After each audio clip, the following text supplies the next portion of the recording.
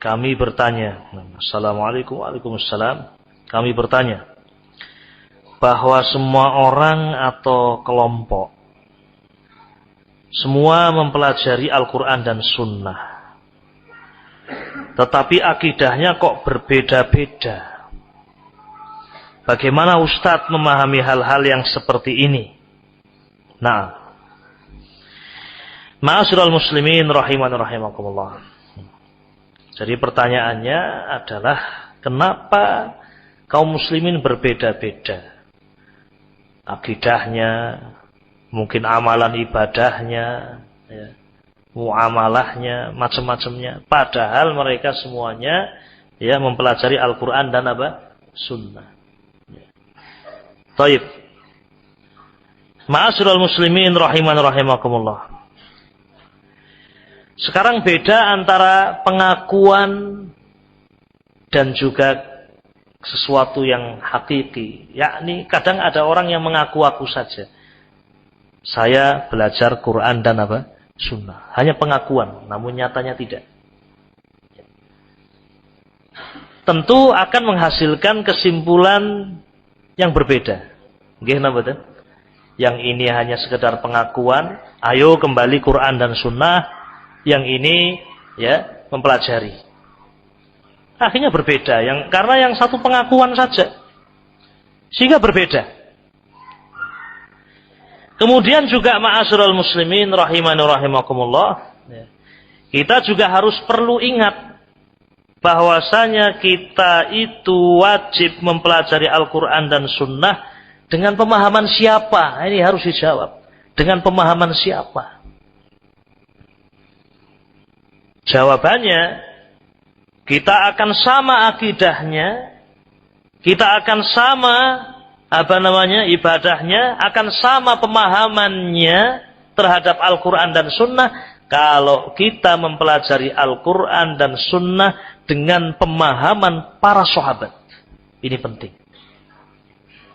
Jadi yang Allah perintahkan kepada kita untuk memahami Al-Quran dan Sunnah adalah mempelajari dan memahami Al-Quran dan Sunnah dengan pemahaman sahabat. Pemahaman yang benar. Ya. Karena kalau orang kemudian mempelajari Al-Quran dan Sunnah dengan pemahamannya sendiri-sendiri, ya, 1000 akal akan ketemu 1000 apa? Pendapat. Ya. Ya. Ya. Membaca ayat wa'bud rabbaka hatta ya'tiyakal yaqin. Ini ayat Al-Quran. Ya. Dan sembahlah Allah, beribadahlah kepada Allah sampai datang kepada engkau wahai Nabi al-yaqin, keyakinan. Al-yaqin yang dimaksud dalam ayat adalah kematian. Ya. Jadi makna ayat ini, beribadahlah kamu kepada Allah sampai apa? Mati. Dan itulah yang dilakukan oleh Nabi SAW sampai wafat beliau beribadah kepada Allah. Beliau melakukan salat 5 waktu. Ya, itu yang dilakukan oleh Nabi SAW. Namun ada orang yang memahami ayat ini dengan akalnya.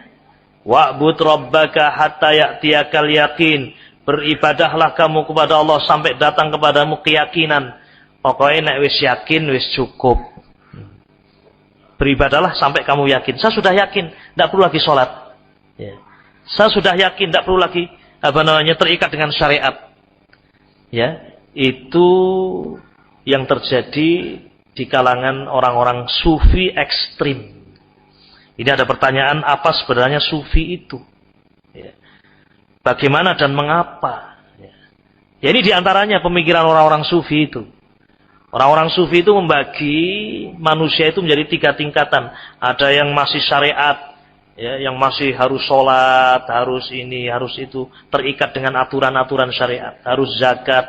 Namun ada saat tertentu, tingkatan tertentu, tidak perlu lagi sholat, tidak perlu lagi ibadah, karena mereka menafsirkan ayat wa'bud rabbaka hatta ya'tiyakal yaqin. Beribadahlah kepada Allah sampai kamu yakin. Aku wis yakin, wis cukup. Ya, sama-sama yang dibaca Al-Quran, ya atau tidak? Tetapi yang ini dengan pemahaman sahabat, sehingga benar. Tetapi yang ini dengan pemahaman akalnya, hawa nafsunya, rusak sudah. Jadi kalau ada pertanyaan, kenapa kok mereka berbeda? Karena mereka itu tidak mau memahami Al-Quranul Karim dengan pemahaman yang benar, pemahaman para sahabat Nabi Ridwanullah alaihim ajma'in. Dikaitkan dengan pemahaman atau pembahasan kita, bukankah tadi Nabi mengatakan, berpegang teguhlah kalian kepada sunnahku. Dan apa tadi? Sunnah al-khulafa ar-rasyidin, para sahabat. Terlebih yang kibar, Abu Bakar, Umar, Utsman, Ali. Ya. Dan kita tadi juga sudah sebutkan, para sahabat tidak ada khilaf. Ya. Dalam masalah usul, ad-din. Sehingga kalau kita kembali kepada pemahaman mereka, mesti akan bersatu dan mesti akan sama. Walhamdulillahirabbil alamin. Ini sebabnya. Ya. Ya. Di zaman Ibnu Umar tadi telah kita sebutkan, ada orang-orang yang mengingkari apa? Takdir. Gimana betul? Ya, mengingkari takdir. Berarti akidahnya rusak. Kalau mereka itu tadi mau mendengar nasihat para sahabat, ya, kembali kepada nasihatnya Ibnu Umar, seharusnya mereka cabut keyakinan itu, kembali kepada pemahaman yang benar, yaitu pemahamannya para sahabat, kembali lagi menjadi satu. Tapi kalau kemudian berbicara sendiri, dengan pemahaman sendiri, akalnya sendiri, hawa nafsunya sendiri, itulah yang menjadikan perpecahan. Ya. Mungkin ada pertanyaan yang tidak ditanyakan di sini, saya tanyakan. Ustadz, lalu bagaimana kita bisa memahami Al-Quran dan Sunnah dengan pemahaman siapa?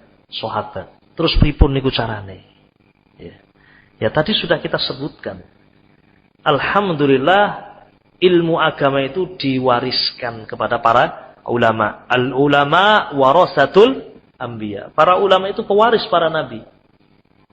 Mereka bukan membuat sesuatu yang baru, warisan. Para sahabat diajari oleh Nabi Islam, mereka faham betul. Kemudian diajarkan kepada para tabi'in, diwariskan kepada para tabi'in, faham betul. Diwariskan kepada generasi berikutnya, sampai kepada Imam Syafi'i, sampai kepada Imam Malik, sampai Imam Ahmad bin Hanbal, terus pada para ulama sampai hari ini. Alhamdulillah, Allah jaga agama ini. Karya-karya mereka bisa kita dapatkan, bisa kita baca. Bagaimana akidahnya Imam Syafi'i, baca itu bukunya Imam Syafi'i. Fikihnya Imam Syafi'i, baca buku-buku hadis dan fikihnya Imam Syafi'i. Seperti kitab Al-Um, ya. Imam Malik baca itu akidahnya. Imam Ahmad bin Hanbal baca tentang buku-buku akidahnya. Ternyata wallahi demi Allah ketika kita bandingkan, kita lihat buku-bukunya Imam Syafi'i, Imam Ahmad, Imam Malik, sama semuanya akidah mereka. Tidak berbeda. Karena mereka semuanya ya mengembalikan pemahaman mereka kepada pemahaman siapa? Para sahabat Ridwanullah alaihim ajma'in, sehingga mereka tidak berselisih dalam masalah-masalah pokok, dalam masalah-masalah akidah. Kalau dalam masalah fikih terjadi perbedaan, itu hal yang wajar. Yang satu pakai kunut, yang satu tidak, wajar yang seperti ini. Ya. Tetapi dalam masalah akidah tidak ada khilaf di kalangan para mereka, para ulama. Ya.